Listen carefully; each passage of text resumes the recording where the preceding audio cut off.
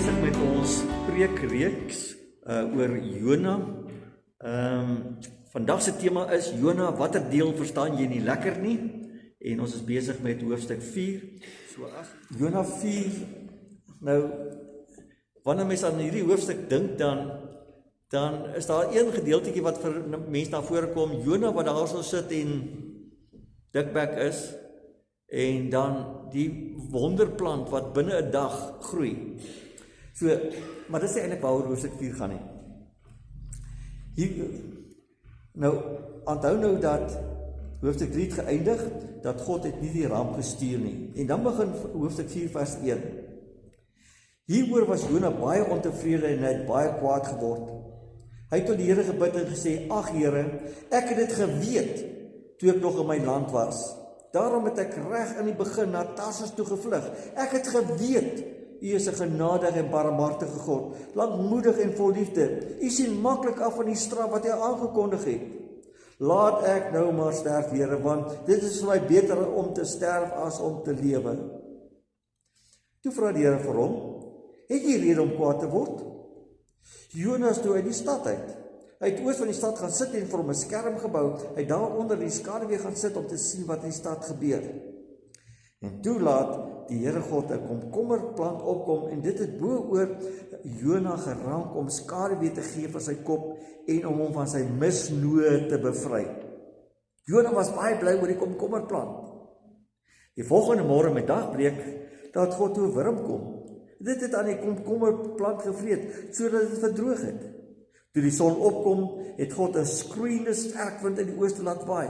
Die son het vir Jona op sy kop gesteek en hy het baie swak geword en gewens om maar liewer te sterf. Hy het gesê, dit is vir my beter om te sterf as om te lewe. Toe vra God vir Jona, het jy rede om kwaad te word oor die komkommerplant? En Jona antwoord, ek het rede genoeg, ek is besig om te sterf. Die Here het vir Jona gesê, jy is besorg oor die komkommerplant waarvoor jy nie gewerk het nie en wat jy nie versorg het nie. Dit het oornag opgekom en is oornag dood. Maar ek mag nie besorg wees oor die groot stad Ninive nie, 'n stad waarin daar meer as 120.000 mense is en wat nie weet wat reg of verkeerd is nie, en ook nog baie diere. En daar eindig Jona, heel stomp. Ons is nou al 4 weke besig met die boek Jona. So, waaroor gaan die boek Jona? As ons nou vir julle vra, okay, wat onthou julle van Jona? Okay, ons onthou Jona was opstandig, hy het weggehardloop. Daar was 'n groot vis wat hom ingesluk het. Hy het dit oorleef en is uitgespoeg. En Ninive het tot bekering gekom met die kortste bekeringspreek ooit in die geskiedenis. Maar hoofstuk 4 wys vir ons waaroor die boek Jona eintlik gaan. Dit gaan nie oor die vis nie, dit gaan nie oor Ninive nie, dit gaan nie oor hierdie wonderplant nie. Hoofstuk 4 wys vir ons, dit gaan in Jona oor God se hart. God se onlogiese genade vir mense soos ek en jy, wat dit geensins verdien nie. En genade is mos nie iets wat jy mens van iemand kan afdwing nie. Genade vloei uit 'n hart wat self ergens langs die pad genade ontvang en beleef het. En die ware probleem in die boek Jona is nie Ninive se sonde wat gestraf moes word nie. Die ware probleem in die boek Jona is Jona se gebrek aan genade. En daarom eindig hoofstuk 4 nie met Ninive nie. Hoofstuk 4 eindig met 'n vraag.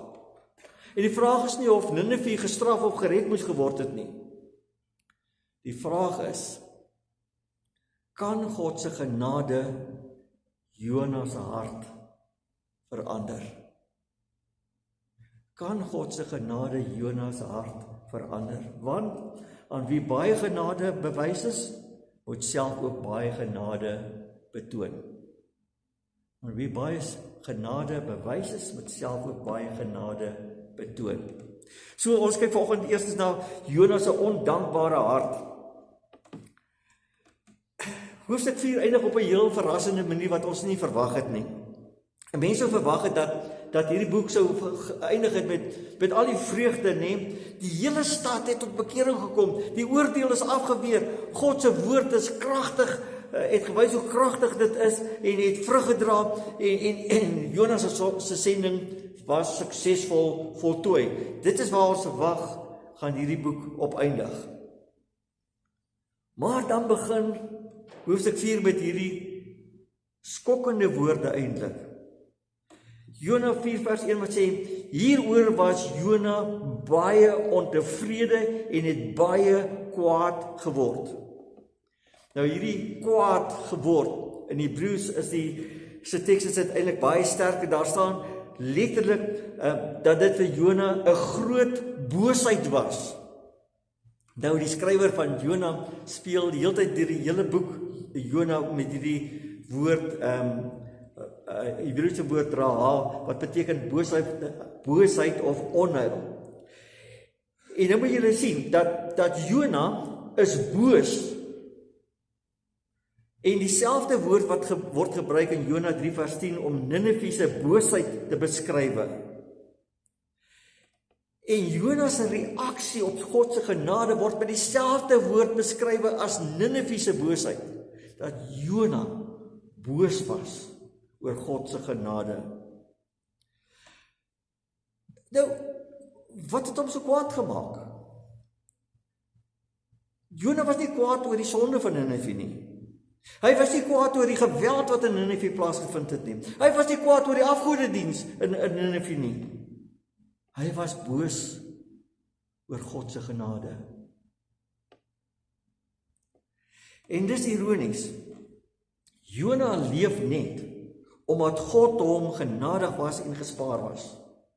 Jona was opstandig, hy het gevlug, hy was ongehoorsaam. God het hom uit die see gered. God het hom uit die vis gered.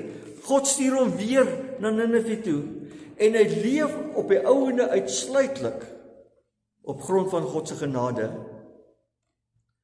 Maar nou gun hy nie dieselfde genade vir Ninive nie.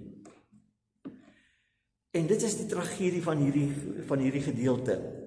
Van 'n gelowige wie se hart nie dieselfde klop as God se hart nie. Dis nie asof Jona nie geweet het wie God is en wat God se hart is nie. Jona weet presies wie God is. Luister 'n bietjie na sy gebed hierso in Jona 4 vers 2. Ek het geweet U is 'n genadige en barmhartige God, lankmoedig en vol liefde. U sien maklik af van die straf wat U aangekondig het. Jona ken sy Bybel. Hy weet hierdie gedeelte kom uit Eksodus 34 vers 6.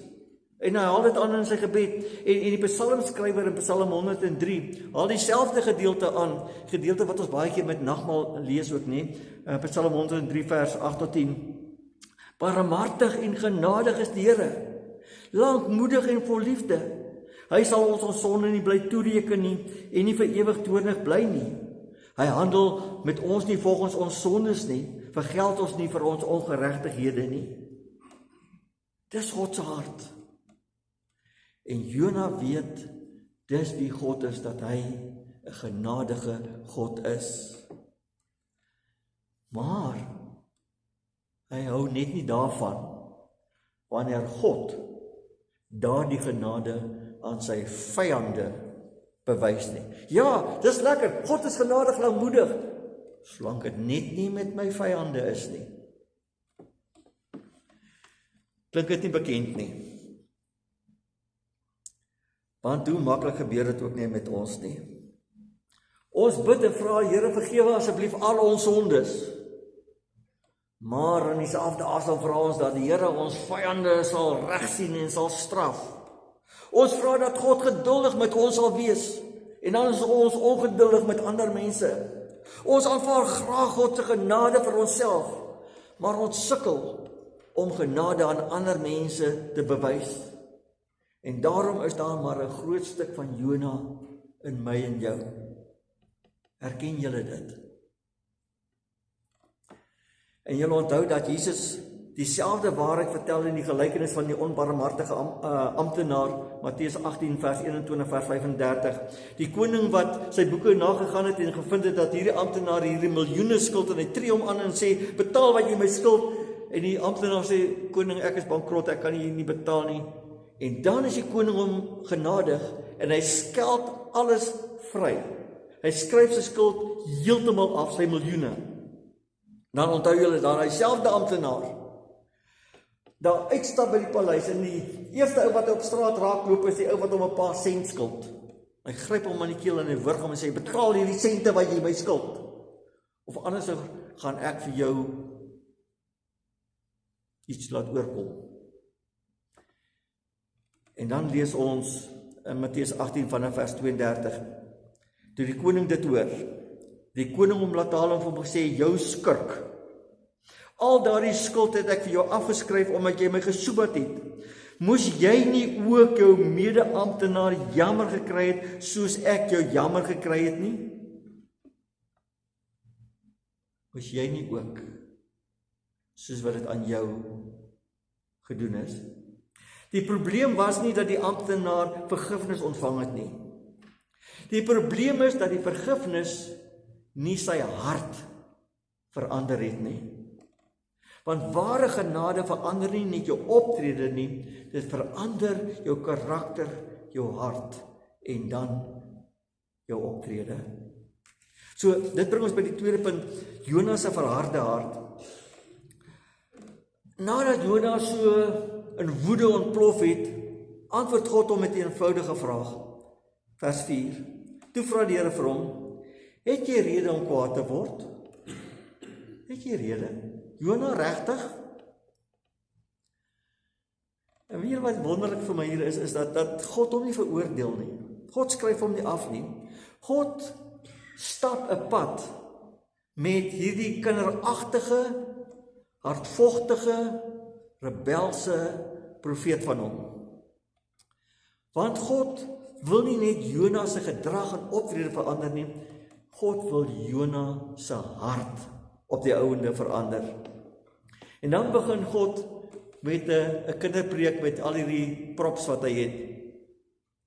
Hy stuur 'n wonderkomkommerplant wat oornag groei bo oor die skuiling wat Jona gebou het, sodat hy die skaduwee kon geniet van hierdie skroeiende son waar hy gesit het en gewag het en kyk, wat gaan nou met Ninive gebeur? Wat gaan God nou vorentoe doen? En vir die eerste keer lees ons in vers 6, Jona was baie bly. Oh wow, Jona, uiteindelik. Jona was baie bly oor die komkommerplant. Maar hy is baie bly oor 'n plant. Maar hy is nie bly oor die honderde duisende mense in Ninive wat tot bekering gekom het nie. Die volgende dag stuur God 'n wurm om die plant op te vreet sodat dit verdroog. En weer eens is Jona om ou self woedend. God vra toe vir hom in vers 9, het jy rede om kwaad te word oor die komkommerplant? En dan Jona ewe arrogant. Ek het reg om kwaad te wees tot die dood toe. Ek mag maar kwaad wees. En hier word die hele absurditeit van sy houding ontbloot in sy hart openbaar. Aan die een kant is hy kwaad vir God, omdat God die plant nie spaar nie. Aan die ander kant is hy kwaad vir God, omdat God 'n hele stad mense spaar. Hoe absurd is dit? Daarom God se grootste probleem is nie met die goddelose mense van Ninive nie. O ja, Ninive was werklik boos tot aan die grond toe, daar is geen twyfel nie. God het geen probleem met hulle nie. God se grootste probleem was sy teesinnige, rebelse profeet. Daarom God se grootste probleem is baie keer nie met die sondaar daar buite in die wêreld nie. God se grootste probleem is baie keer met kerkmense hier binne. En dis wat ek bedoel het toe ek al gesê het, daar is 'n bietjie Jona in almal van ons en baie Jona in die meeste van ons. Dat God sukkel nie so baie met die sondaars as wat hy baie keer met ons sukkel, met harte wat tot bekering moet kom nie. Want vir God gaan dit in die eerste plek nie oor die regte gedrag of optrede nie. Dit gaan vir God oor hartsverandering en dis die deel wat Jona nie lekker verstaan nie. Kyk, aangeleerde gedrag verander eintlik die buitekant, die optredes. Dit verander wanneer 'n mens leer om dinge anders te doen, om reg op te tree, aangeleerde gedrag. Dit gebeur met opvoeding, dissipline, gewoontes wat jy aanleer, kultuur of selfs godsdienstige reëls wat jy volg. Dit fokus op aangeleerde gedrag. Maar aangeleerde gedrag verander net die buitekant.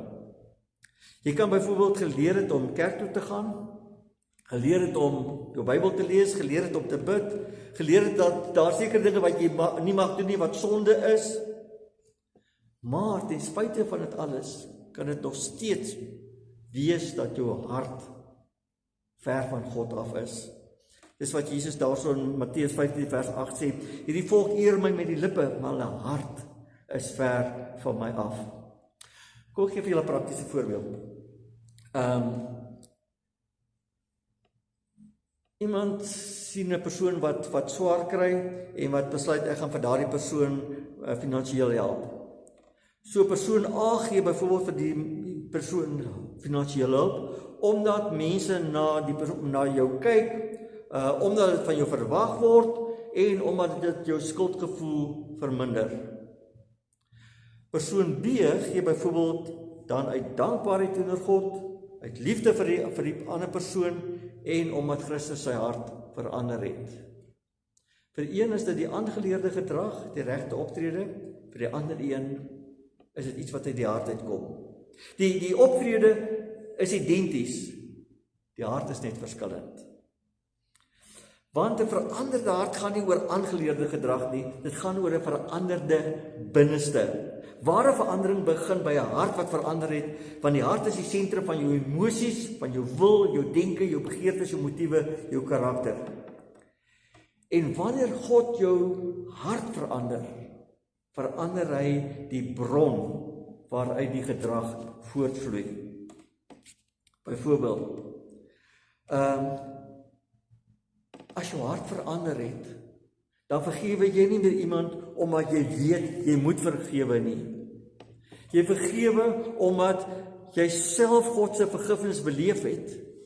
En op die ouend lyk jy uiterlike optrede dieselfde, die vergifnis, maar die bron waaruit dit kom verskil. En dis wat God vir Jona probeer vertel. Jona, dit gaan nie oor wat jy geleer het en hoe jy optree nie. Dit gaan oor jou hart, want jou hart bepaal op die ouende hoe jy optree. En die profete het al reeds baie hieroor gepraat, ergens het daai memo ook by Jona verbygegaan.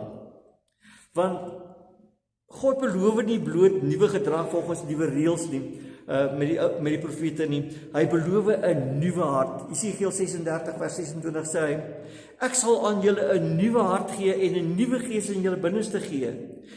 God sê nie, ek sal julle leer om beter op te tree nie. Hy sê, ek sal julle verander. Ek sal julle van binne af verander. En daarom sluit Paulus hierby aan in Romeine 12 vers 2 as hy sê, laat God julle verander, die julle denke te vernuwe. Dan sal julle ook kan onderskei wat die wil van God is, wat vir hom goed en aanneemlik en volmaak is. God wil nie Jona se gedrag verander nie, hy wil sy hart verander. God wil nie ons gedrag verander nie, hy wil ons hart verander deur sy gees, sodat ons gedrag daarvolgens sal verander. Daarom skryf Paulus Galasiërs 5:16 as hy sê, laat julle lewe steeds deur die gees van God beheers word, dan sal julle nie soeg voor die begeertes van julle sondige natuur nie. Dis wat God vir Jona wil leer. Dis wat God vir my en jou wil leer. En dit bring ons by die laaste punt. God se genadige hart. Want dit is die kern van hierdie gedeelte. Die boek eindig met God se vraag, en mag ek my nie ontferm oor Ninive nie?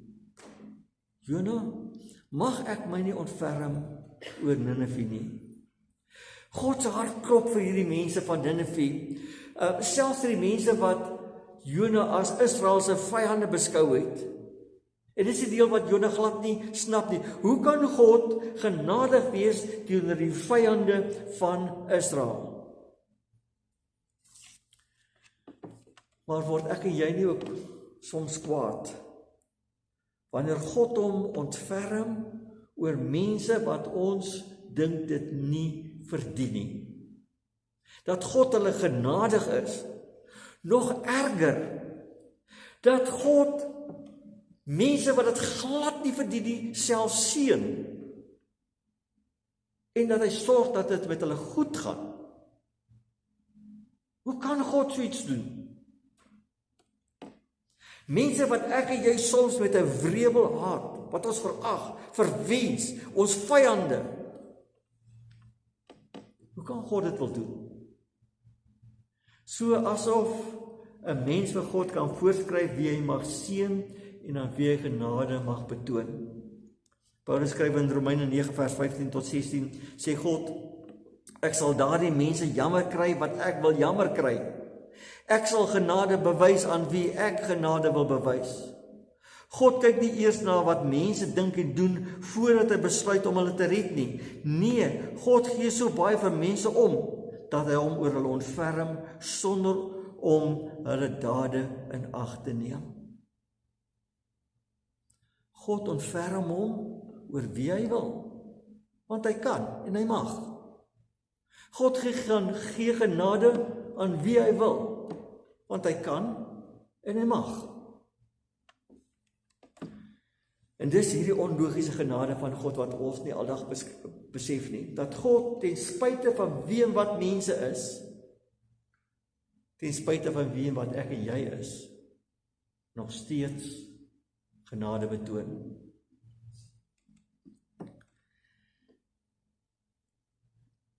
En daarom skryf Paulus in Efesiërs 2 vers 8 tot 10 as hy sê, onthou, julle, ons, is inderdaad uit genade gered, deur geloof.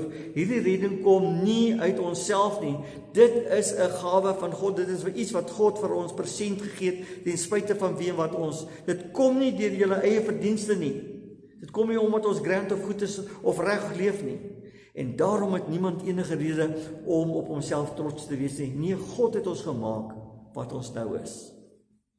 Die feit dat ek en jy vandag hier sit as gelowiges, is dit bewys van God se genade, ten spyte van wie en wat ons is.